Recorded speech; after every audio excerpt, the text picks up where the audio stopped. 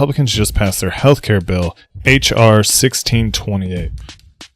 Right now, if you don't have health insurance, you could be subject to a tax penalty. The penalty is basically in place so that people don't cheat the system. It's referred to as the individual mandate. The idea comes from conservative think groups in the 90s, and it was championed as a free market approach to healthcare. It all boils down to personal responsibility.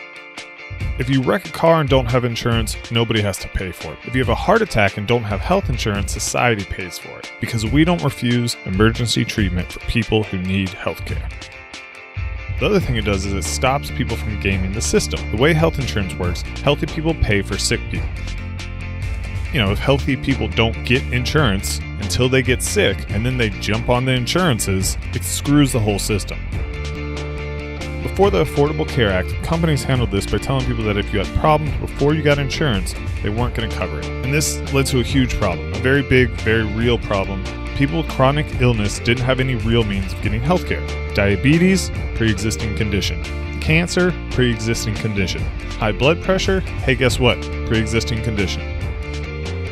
Obamacare addressed this problem by making it legal for insurance companies to discriminate based on medical history. But in order to do this, it had to make sure that everyone bought health insurance. If you don't, there's a tax penalty. The Republican bill eliminates the tax penalty.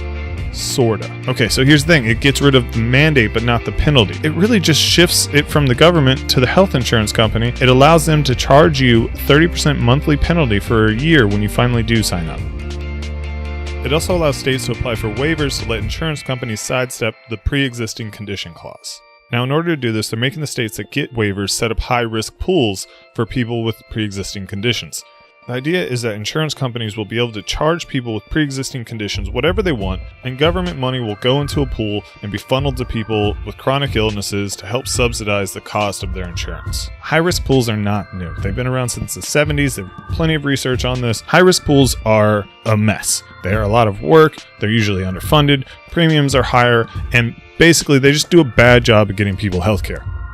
And what's really crazy to me about this whole thing is that this idea is put in place to make the Freedom Caucus happy. And their whole thing is they want less government, right? They want more free markets.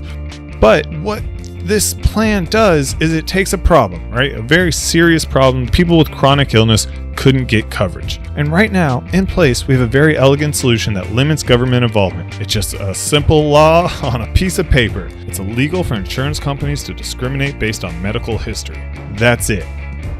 The Republican plan is to do away with this law in the name of smaller government, create a government high-risk ratness of bureaucracy and bullshit, and give out government subsidies, all in the name of smaller government. Whether you're for big government, or small government, or red government, or blue government, you should be against bad policy. And this is bad policy.